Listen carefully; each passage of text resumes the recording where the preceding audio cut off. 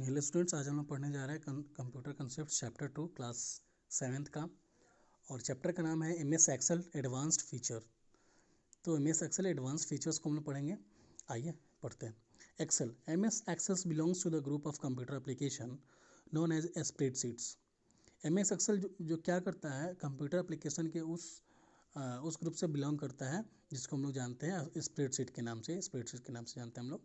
M S excel has the following features. M S excel में बहुत सारे feature होते हैं, उसको देख लेते हैं एक बार।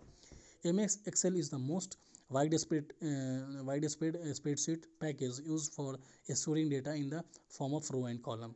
एम एस एक्सेल एक्चुअली हम बोलेंगे तो ये विश्व का सबसे बड़ा स्प्रेडशीट पैकेज है इसको, क्योंकि वर्ल्ड वाइड ये सबसे ज़्यादा यूज़ किया जाने वाला एक स्प्रेडशीट पैकेज है, जिसमें हम लोग क्या करते हैं कि डेटा को स्टोर करने के लिए, डेटा को हम लोग क्या करते हैं स्टोर करने के लिए किस फॉर्म में, रो और कॉलम फॉर्म में अपने डेटा को स्टोर करने के लिए क्या करते हैं, इसका हम लोग यूज़ करते हैं। Each excel file is known as a workbook. और जितने सारे फाइल्स हैं एक्सेल के वो सब वर्कबुक के नाम से इसको हम जानते हैं।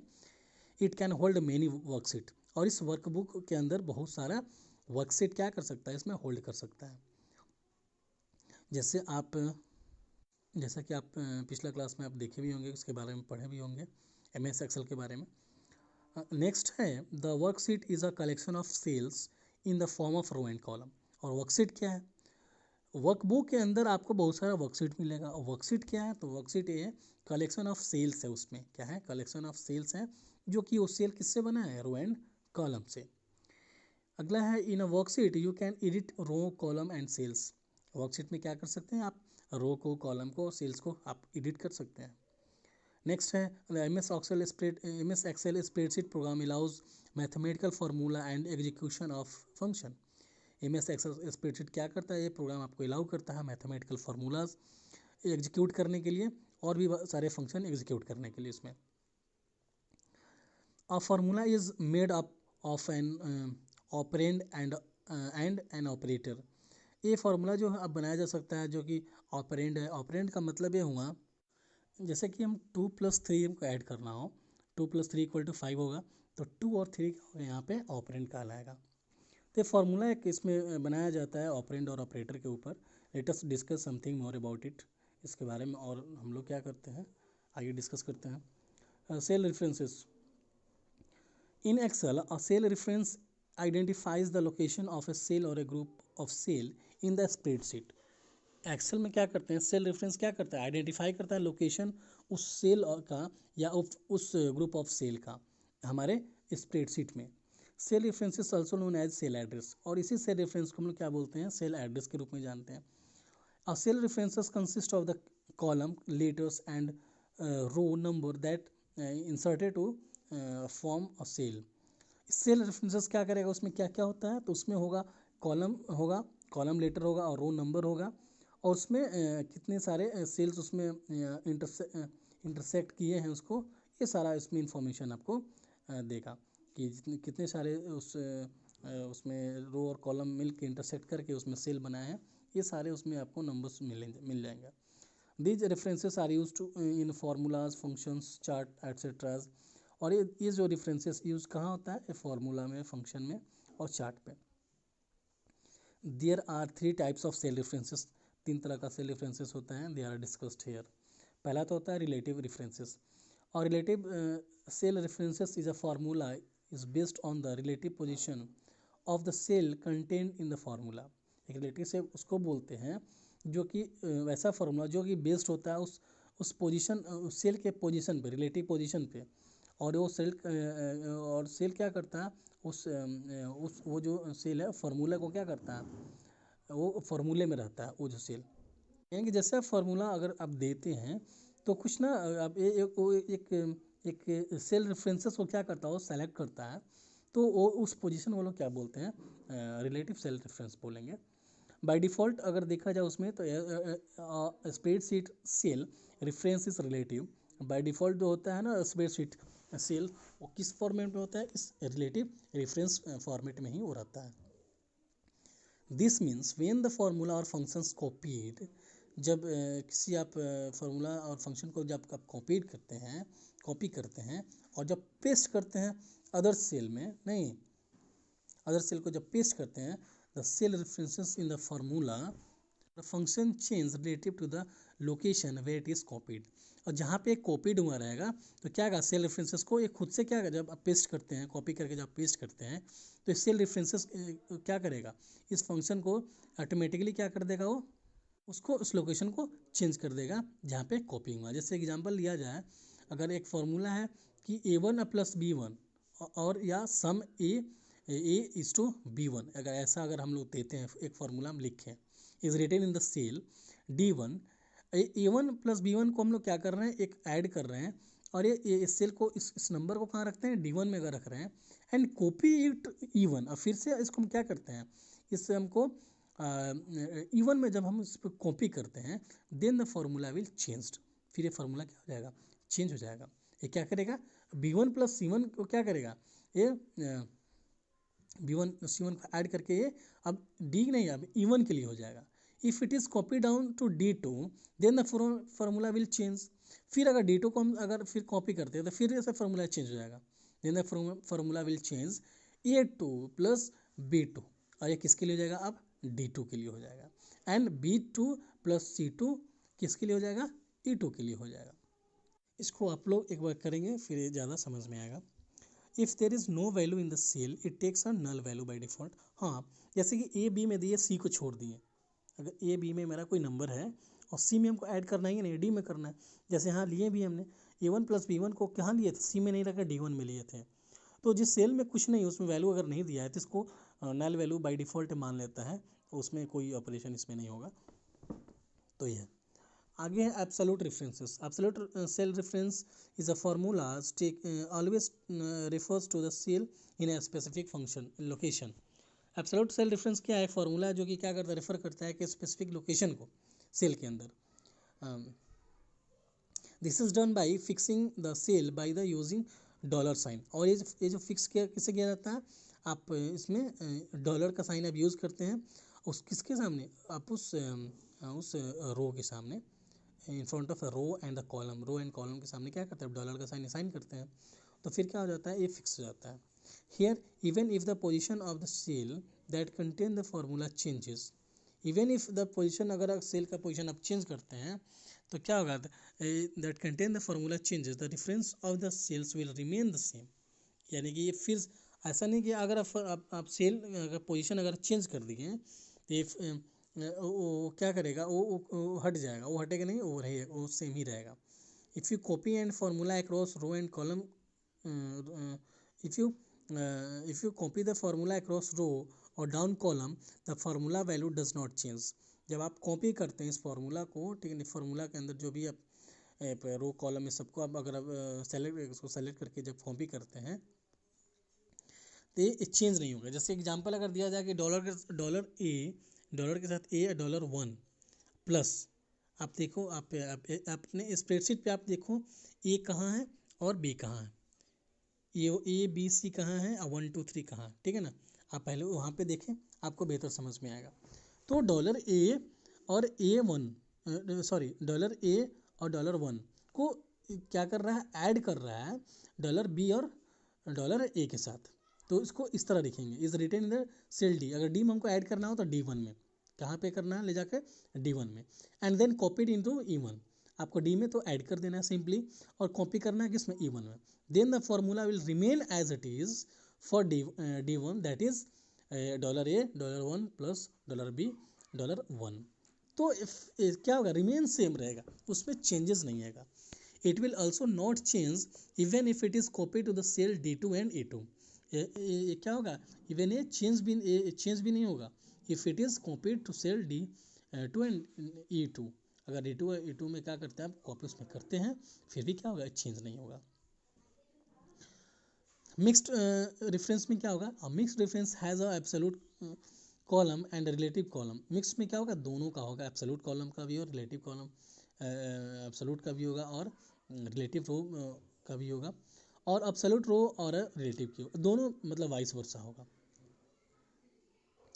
एब्सोल्यूट कॉलम और रिलेटिव रो, या एब्सोल्यूट रो और रिलेटिव कॉलम दोनों से। An absolute column reference takes from $1 comma dollar B and so on, इस तरह हम क्या करेंगे, ये रेफरेंसेस हम लोग यहाँ पे हमको ऐसे देना है। एंड लेगा ये, मतलब इस तरह इसी फॉर्मेट में लेगा। And absolute row references take the form $1 और $1 देख रहे हैं ना, मिक्स्ड में लिख रहे हैं। एक को क्या लिख रहे हैं एब्सोल्यूट में, और एक डॉलर जब लगा रहे हैं, सॉरी एक को रेफरेंस में, और जब हम लोग क्या करना है एब्सोल्यूट लगा रहे हैं तो इसमें हम लोग डॉलर का सही साइन देना पड़ रहा है। तो ये मिक्स्ड वाला दोनों वाला दिखने को मिल रहा है।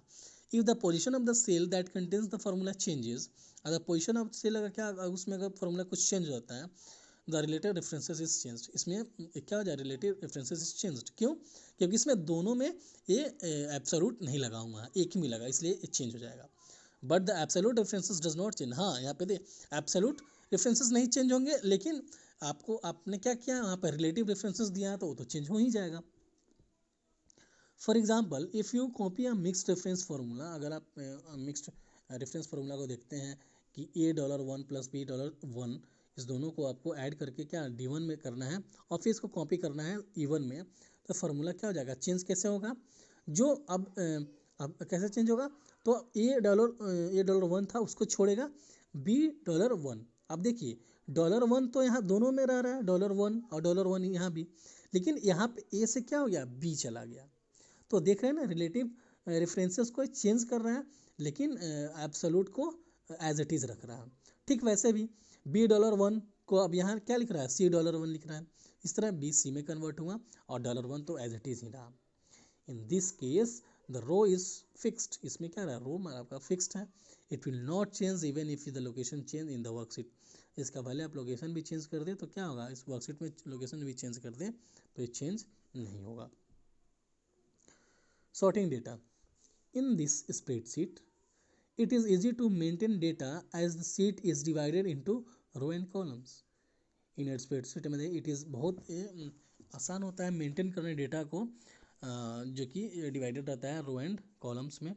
Data when entered in the sheet may not be arranged in an order, data जो हम लोग जो उसमें इंटर जब करते हैं तो सीट चाहे तो अरेंज भी हो सकता है सही ऑर्डर में, कोई जोड़ी भी नहीं है, हो सकता है।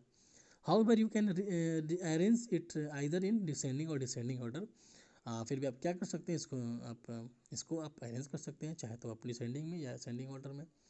This physical arrangement of data in ascending और डिसेंडिंग इज कॉल्ड सॉर्टिंग, और यही जो फिजिकल अरेंजमेंट है इसका, हम लोग असेंडिंग में करें या डिसेंडिंग में करें, इसी को हम बोलते हैं डेटा सॉर्टिंग करना, यानी कि सॉर्टिंग डेटा।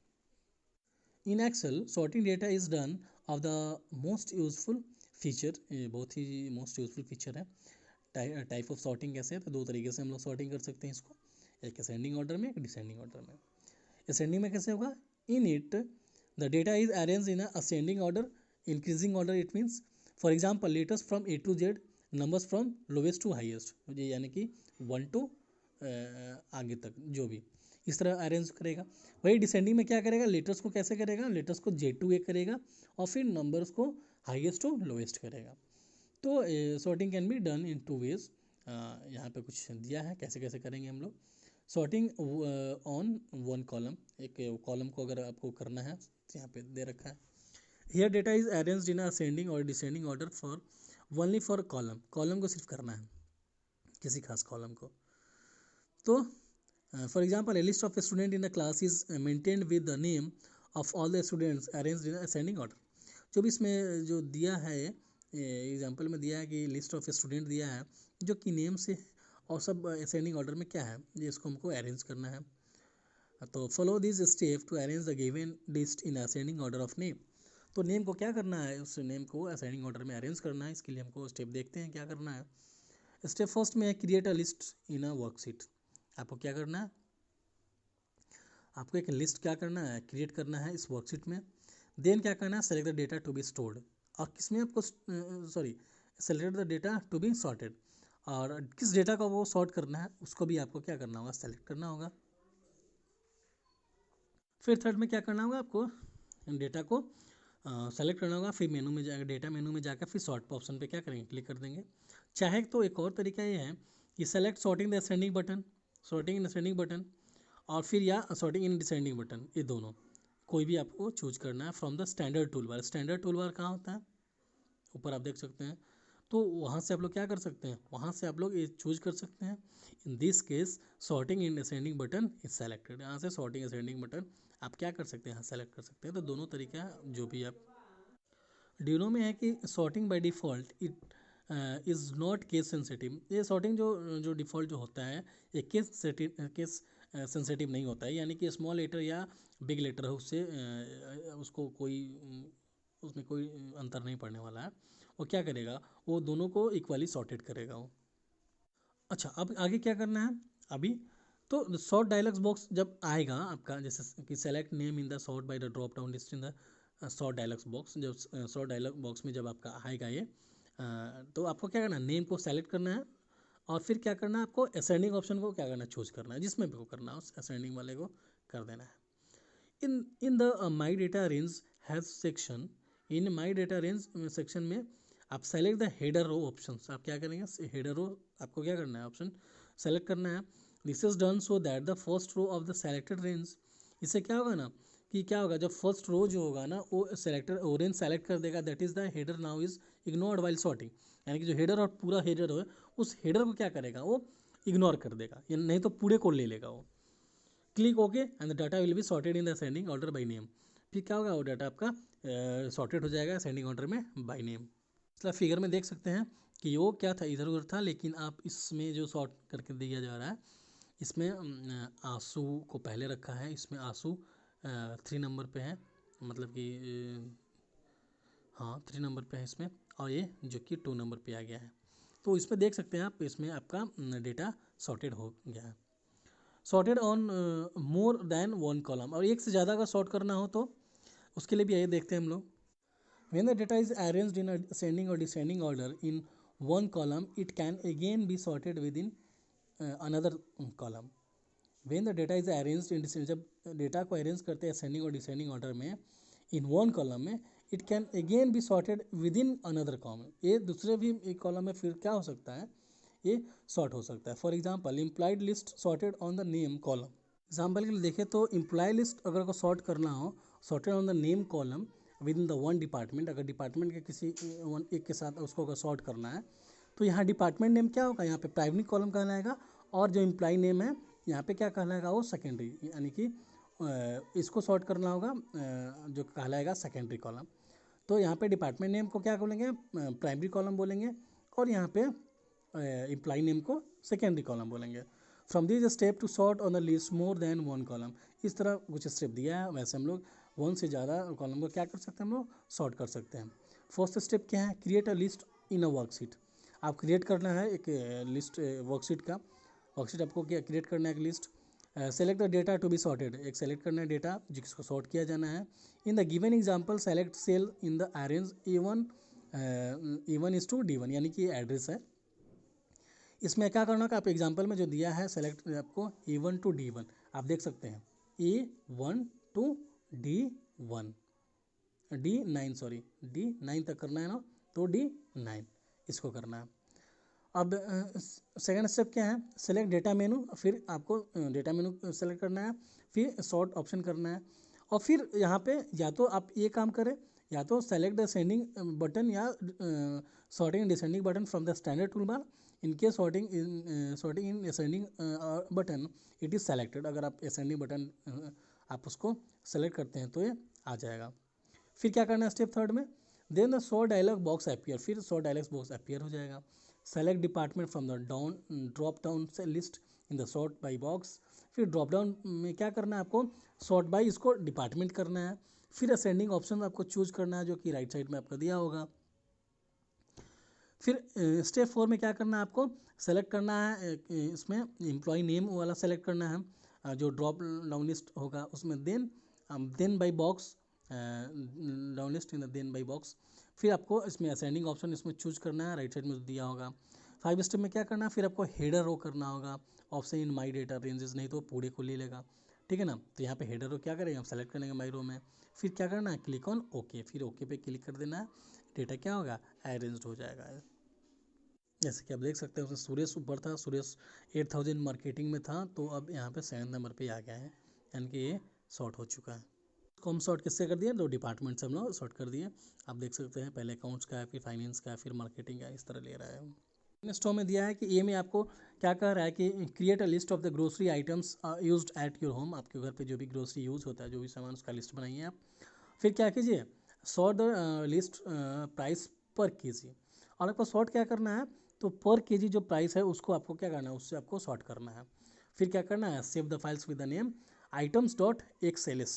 ये जो आइटम जो फिर उसको सेव करना है आइटम्स डॉट एक्सएलएस। एक्सएलएस एक एक्सटेंशन है जो कि एक्सेल्स को क्या करता है, वो एक्सेल का वो एक्सटेंशन हो जाता है डॉट एक्सएलएस, तो उसको सेव करना है आपको। Filtering list in excels, you often have to scan row after row in the excel worksheet for some important data। आपने देखा होगा कि आपको क्या करना है, स्कैन करना होता है रो आफ्टर रो, रो के बाद एक रो के बाद दूसरा रो को आपको सेलेक्ट करना पड़ता होगा, स्कैन करना होता है वर्कशीट में, क्योंकि आपका कुछ इंपॉर्टेंट डेटा आपके लिए आपको ये काम करना होता होगा। It may be anything such as name of the person और कॉन्टैक्ट इन्फॉर्मेशन, और ये चाहे कुछ भी हो सकता है, उसका नेम से भी हो सकता है या कोई कॉन्टैक्ट इन्फॉर्मेशन हो। Going through all of the irrelevant materials takes time। ये जो going through all of this, ये जो irrelevant जो हम जो मटेरियल जो हम लोग ये जो कर रहे हैं, जिसे जा रहे हैं, ये ज़्यादा समय लेता है। Specially if the worksheet contains 100 of even 1000 of इंटायर्स।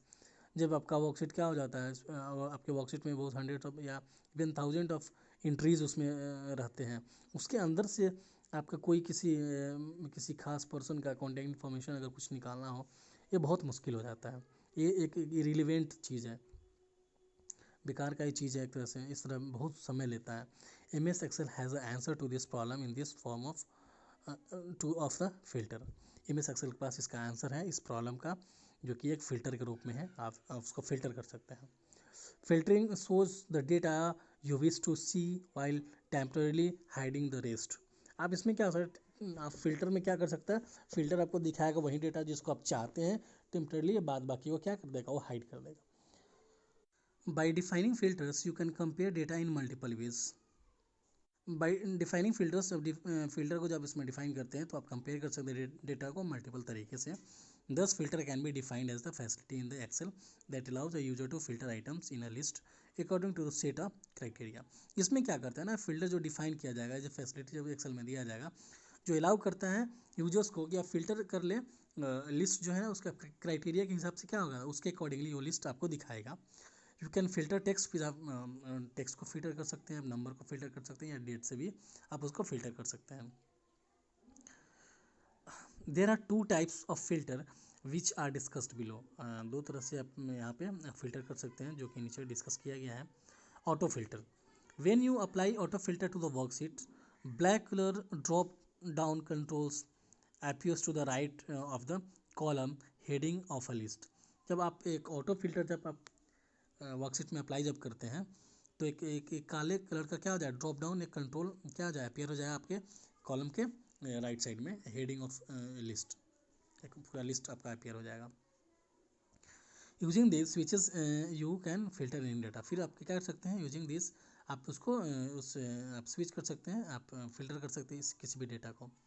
एक दूसरा है advanced filter, when you apply advanced filter to the worksheet. आप वर्कशीट में जब एडवांस फिल्टर्स को आप अप्लाई करते हैं, it help to the filters list based on a specific criteria. आप क्या फिल्टर आपको क्या हेल्प करेगा, एक लिस्ट आपको एक अपीयर होगा जो स्पेसिफाइक एक क्राइटेरिया के अनुसार क्या करेगा, टू और a copy filters data to a different location. उसको क्या करेगा ना, कॉपी करके दूसरी जगह डाल देगा।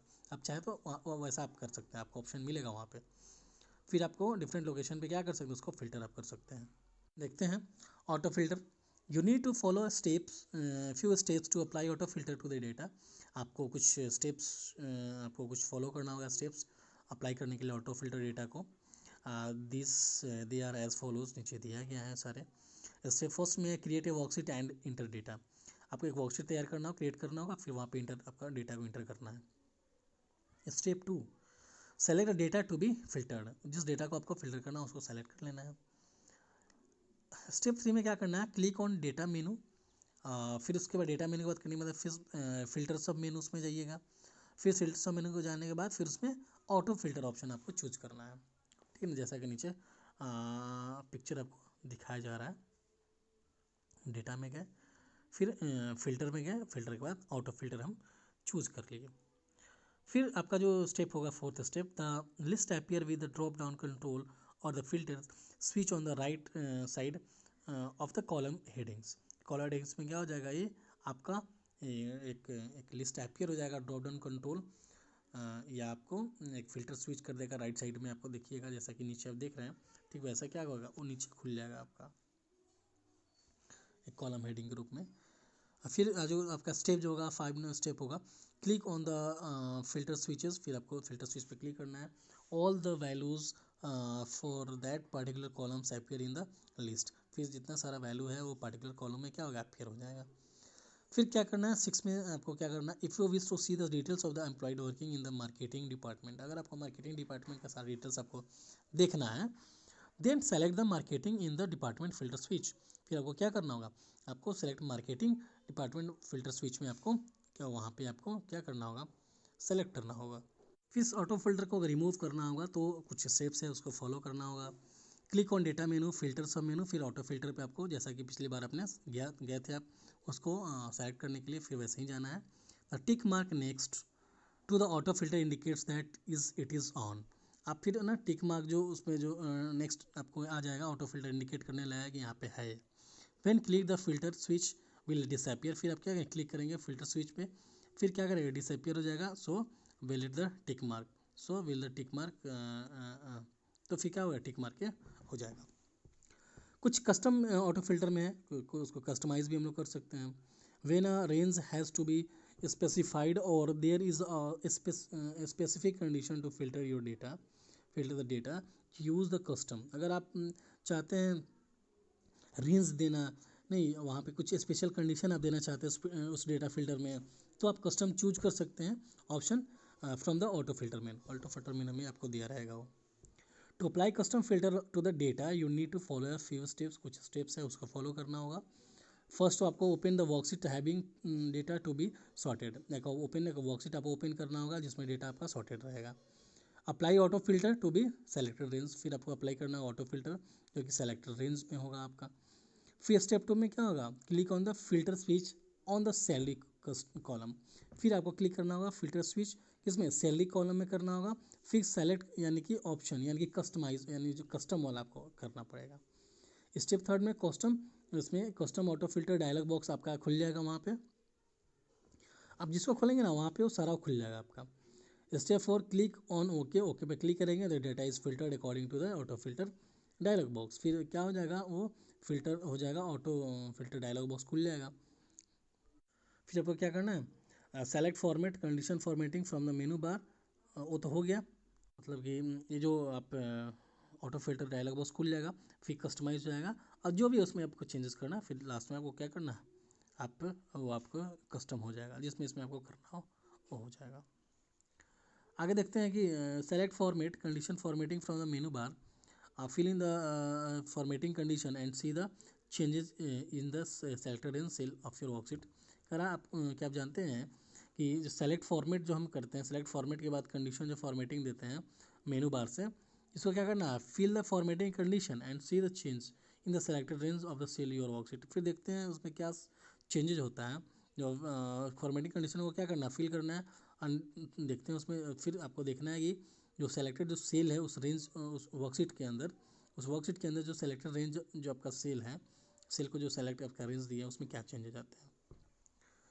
अब इसमें चार्ट क्रिएट करना है, चार्ट कैसे आप क्रिएट करेंगे इसमें, और chart is a graphical representation of information. ये चार्ट क्या है, ग्राफिकल रिप्रेजेंटेशन है हमारे इंफॉर्मेशन का, और chart often makes it easier to understand the data in a worksheet because users can easily pick up patterns and trend illustrated in the chart are otherwise difficult to see। कह रहा है chart is एक graphical representation है information का, और chart क्या करता है, ऑफन ईजी करता है डेटा को समझने में वर्कशीट के अंदर, क्योंकि यूजर को आसानी से उस पैटर्न को, उस ट्रेंड को जो उसमें व्याख्या किया गया, इलस्ट्रेट किया गया, उसको आसानी से वो पकड़ ले नहीं। And chart can be otherwise difficult to, अगर उसमें चार्ट नहीं रहेगा तो फिर डिफिकल्ट होगा उसको समझने में। There are different types of chart, यहाँ पे बहुत सारा डिफरेंट ऑफ चार्ट है that can be created easily in Excel. जो एक्सेल में आप क्या कर सकते हैं, क्रिएट कर सकते हैं। फीव आर गिवन्स कुछ यहाँ पे दिया है, उसको देखते हैं हम लोग। चार्ट टाइप दिया है कि एक तो कॉलम चार्ट होता है, कॉलम चार्ट में उसका यूजेस क्या है, तो show data changes over a period of time of illustration come comparisons among items. ये जो आप कस्टम चार्ट में क्या कॉलम चार्ट में क्या कर सकते हैं, इसमें डेटा आपका चेंज होगा, चेंज कर सकते हैं एक पीरियड ऑफ टाइम में, या इलस्ट्रेट कर सकते हैं बहुत सारे कंपेरिजन उस जो डेटा के अंदर रहता है उसमें। बार चार्ट से क्या कर सकते हैं, उसको आप comparison among the individual items को क्या करते हैं, उसमें इलस्ट्रेट कर सकते हैं बार चार्ट से आप। लाइन चार्ट से अगर करना होगा तो show trend in the data eight equal intervals, equal interval में क्या करना है आपको, डेटा को अगर अगर ट्रेंड कराना हो, दिखाना हो उसको, आप लाइन चार्ट से कर सकते हैं। पाई चार्ट में क्या कर सकते हैं, show the size of the item the make up the data series proportional the sum of the items containing only one data series. एक ही डेटा सीरीज में क्या कर सकते हैं आप, जिसने सारे आपके डेटा सीरीज है उसको प्रोपोर्शनली आप क्या कर सकते हैं, सबको एक साथ क्या कर सकते हैं, उसको आप उसमें दिखा सकते हैं। XY स्कैटर चार्ट है, इसमें shown the relationship among the numeric value in several data series. Numeric value को सारे क्या कर सकते हैं, सेवरल डेटा सीरीज में आप दिखा सकते हैं। या आप plot two groups of the numbers of one series by the XY coordinate. XY coordinate जो कि कोऑर्डिनेट आप देखते हैं, एक उस कोऑर्डिनेट के अनुसार क्या कर सकते हैं आप उसमें अपने प्लॉट्स को दो भाग में बांट के दो ग्रुप में क्या कर सकते हैं आप दिखाते हैं कि XY एक वाई करके दिखा देते हैं। एरिया चार्ट में होता है emphasize the magnitude of change over time. Area chart में क्या करते हैं आप, एम्फेसाइज करते हैं मैग्नीट्यूड पे, जो जो टाइम ओवर टाइम क्या होता है चेंज होता है, उसके आप मैग्नीट्यूड पे परिमाण पे क्या करते हैं उस पर जोड़ देते हैं। तो इसको दिखाना हो तो आप एरिया चार्ट से दिखाएंगे। आगे है डोनट चार्ट, नहीं तो डेफिनेट चार्ट जो है ये क्या रिलेशन दिखाता है आइटम्स एंड आइटम के बीच में, जो कि क्या है डेटा सीरीज को प्रोपोर्शनली क्या कर रहा है, मतलब एक साथ सबको प्रोपोर्शनली सम मतलब इक्वल पूरे एक साथ सारे आइटम को क्या करेगा, वो रिलेशन वो सारे उसके रिलेशनशिप को दिखाएगा। चाहे तो एक डेटा सीरीज हो, चाहे वो एक से ज़्यादा भी हो सकता है। रडार चार्ट में क्या आपको कंपेयर करेगा कि आप एग्रीगेट वैल्यू आपका इसका में दिया रहेगा, एग्रीगेट वैल्यू उसको आपका दिया रहेगा नंबर उस डेटा सीरीज़ का, फिर उसमें क्या कर सकते हैं एग्रीगेट वैल्यू को आप कंपेयर कर सकते हैं। सरफेस चार्ट को क्या करेंगे, find optimum combinations between two sets of the data. उसमें आप ऑप्टिमम कम्बिनेशन बिटवीन क्या कर सकते हैं डेटा के अंदर, उसमें आप उसमें फाइंड कर सकते हैं। दो अगर डेटा अगर सेट ऑफ डेटा अगर उसमें दिया है तो आप यानी कि कंबाइंड है तो उसमें आप फाइंड कर सकते हैं। सिलेंडर कोन और पिरामिड चार्ट अगर दिया हो तो उसमें आप क्या कर सकते हैं, यूजेस सिलेंडर कोन और pyramid data makers to give a dramatic effect of column. बहुत सारे ड्रामेटिक इफेक्ट भी आप देख सकते हैं, जैसे कि बार में दे सकते हैं, या 3D कॉलम चार्ट भी दिखा सकते हैं आप। तो ये सारा काम आप सिलेंडर कोन और पैरामेट्रिक चार्ट से भी आप दिखा सकते हैं। तो ये है अपनी इन्फॉर्मेशन और ग्राफिकल रिप्रेजेंटेशन देने का जो बहुत सारा तरीका है उसमें। तो ये सारा चार्ट टाइप दिया है इसमें कि किस में आपको दिखाना है। अब है chart wizard. Chart wizard is the quickest and easiest way to create a chart. Chart wizard क्या है, क्विकेस्ट और ईजिएस्ट तरीका है चार्ट को क्रिएट करने का। The step to create the chart using the wizard, chart wizard is given here. यहाँ पे कुछ दिया चार्ट विजार्ड, जैसे कि click on the first step क्या है कि आपको insert, click on the insert पे करना है, फिर चार्ट ऑप्शन पे जाना है। फिर स्टेप 2 में स्टेप 1 to 4 चार्ट टाइप, यहाँ पे 1 to 4 चार्ट दिया है। डायलॉग बॉक्स जो आपका खुलेगा चार्ट विजार्ड अपीयर्स के, जैसा कि आप यहाँ देख पा रहे हैं। फिर आपको सेलेक्ट करना है chart to be created in the chart type list box. फिर चार्ट टाइप, फिर उस लिस्ट में चार्ट टाइप का आ जाएगा आपको, उसमें आपको उसमें क्या आपको क्रिएट करना है। Select the desire option from the chart सब टाइप। चार्ट सब टाइप में क्या करना है आपको, वहाँ से आपको ऑप्शन आपको ले लेना है। In this case column chart will be sub type clustered columns chart is selected. फिर इस चार्ट को क्या कर सकते हैं, इस केस में आप कॉलम चार्ट को आप सब चार्ट जो कि क्लस्टर्ड कॉलम चार्ट है उसको आप सेलेक्ट कर सकते हैं। फिर आप क्लिक करते हैं नेक्स्ट बटन पे। फिर से आप स्टेप 5 में आप स्टेप 2 to 4 यानी कि chart source data dialog box आपका खुलेगा एक चार्ट विजार्ड के रूप में, जैसा कि आप नीचे देख रहे हैं वैसा खुलेगा। और स्टेप 6 में क्या हुआ, select data arrange by the selecting the cell before starting the chart wizard. और यानी कि आपको जहाँ से आप दिखाना है उसको आप, ये तो था कि कौन सा आपको दिखाना है, ये चीज़ हुआ।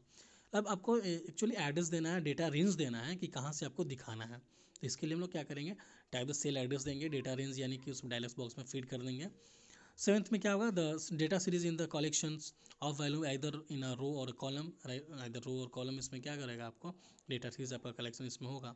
Select appropriate options from the series in, और इसमें अप्रोप्रिएट आप जो भी आपको लगता है उसको आप कीजिए।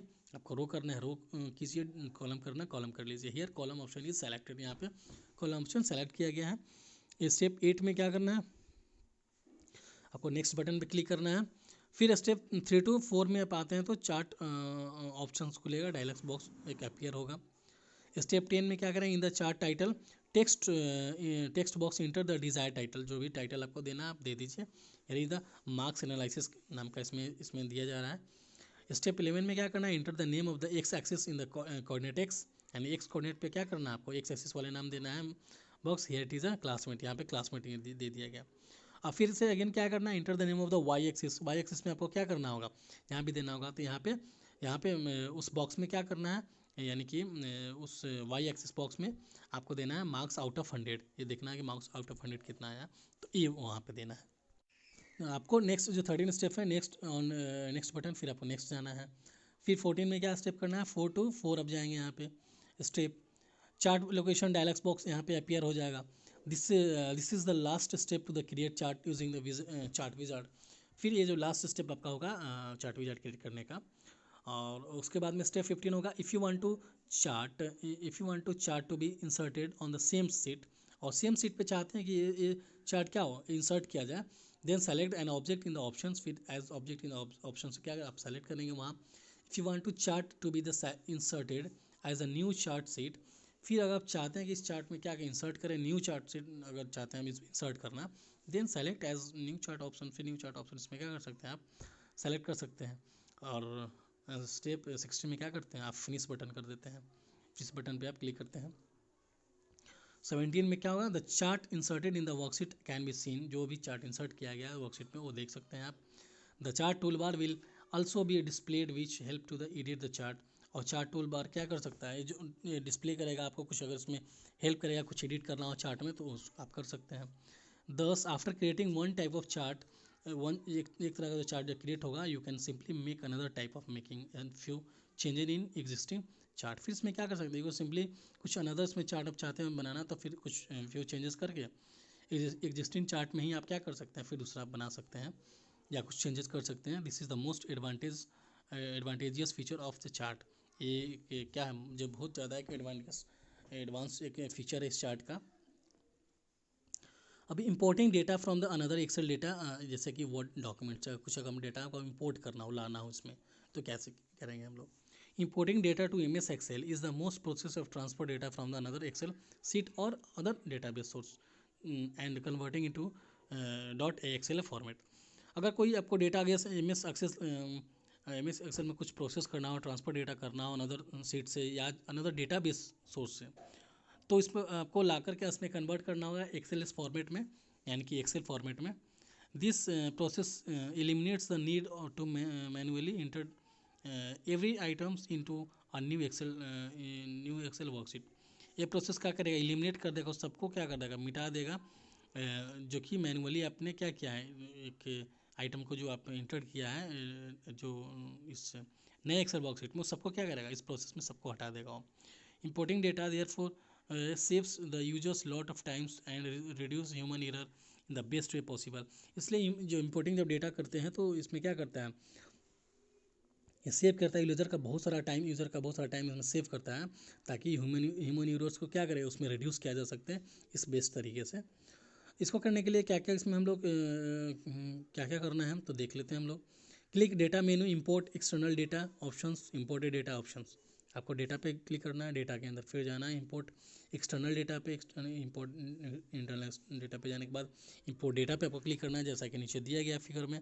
स्टेप 2 में क्या करना है आपको, select data source dialogue box, जब डायलॉग बॉक्स क्या हो जाएगा आपका ओपन हो जाएगा। स्टेप 3 में क्या करेंगे आप, select the folder and the file which can be any database, फिर आप उस डेटा आप क्या कर सकते सेलेक्ट कर सकते हैं उस फोल्डर को, जो कि किसी भी डेटा बॉक्स को, चाहे वो वर्ड हो या एक्सेल फाइल हो। Here Amit computer 7 Excel is select, यहाँ पे अमित कंप्यूटर 7 एक्सेल फाइल को क्या क्या सेलेक्ट किया गया। क्लिक ऑन ओपन, अब ओपन पे क्या करना है, क्लिक करना है। द सेलेक्ट टेबल, एक बात और यहाँ बता दूँ, यहाँ पे ऐसा नहीं कि एक्सेल को आप एम एस वर्ड को भी कर सकते हैं, लेकिन हाँ उसको डॉट एक्सेल से आपको क्या करना होगा, एक्सटेंशन आपको दे के कन्वर्ट करना होगा। स्टेप 5 में क्या करना है आपको, the select table dialog box appears, dialog box appear हो जाएगा। It ask for the worksheet of the data that you wish to import, फिर क्या आपसे पूछेगा जो वर्कशीट जो डेटा है जो आप चाहते हैं इसको इम्पोर्ट करना। स्टेप 6 में क्या करना है, सेलेक्ट द डिजायर्ड वर्कशीट आपको सेलेक्ट कर लेना है। हियर सीट 1 इज सेलेक्टेड, उसमें आप सीट 1 क्या करना है, आपको सेलेक्ट करना है। उसमें पूछेगा कि इस सीट में, इस वर्कशीट के अंदर बहुत सारे सीट होते हैं, तो पूरे को करना है या किसी खास को करना है, तो 1 वाला हम कर लेंगे, हमको 1 की ज़रूरत है। तो स्टेप 7 में क्या होगा, क्लिक ऑन ओके, ओके पे क्लिक कर देना है। और स्टेप 8 में क्या करना है, इंपोर्ट डेटा डायलॉग बॉक्स आपका अपीयर हो जाएगा। Here you need to specify the place, आप प्लेस स्पेसिफाई कर सकते हैं कि कहाँ आपको डेटा को रखना है। दैट इज एग्जिस्टिंग वर्कशीट और ए न्यू वर्कशीट, या तो पूछा कि पहले वाला डेटा में या फिर से एक नया आप वर्कशीट लेकर उसमें आप उसको डालना चाहते हैं, तो आप वहाँ पे आप देख सकते हैं आपको जहाँ चूज करना होगा, या तो नया लेना हो तो नया आप ले लेंगे। फिर क्या करना, आप ओके पे क्लिक कर देना है।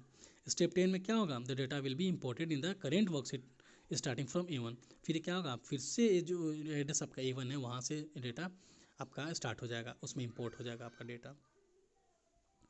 ड्यूनो में दिया है कि यू कैन ऑल्सो इम्बेड और कॉपी अ पिक्चर और फाइल्स टू एक्सेल डेटा, आप ये भी कर सकते हैं, आप कोई भी पिक्चर्स या फाइल या एक्सेल शीट कुछ भी आप इसके अंदर ला सकते हैं, एक्सेल शीट के अंदर। Use the insert menu and select the pictures or the object you wish to embed. आप जिसको भी आपको लाना है, जिसको भी इसमें लाना है, उसको आपको इंसर्ट पे क्लिक करना है, इंसर्ट मेनू पे आपको पिक्चर वहाँ से इंसर्ट कर सकते हैं। तो ये था आपका चैप्टर 2, आपको ये एडवांस्ड एक्सेल है, तो बिना इसको प्रैक्टिकल किए आपको ये नहीं आएगा। अगर आपके पास होगा तो कोशिश कीजिएगा, हाँ अदरवाइज़ हम लोग क्लास में इसको देखेंगे। ओके।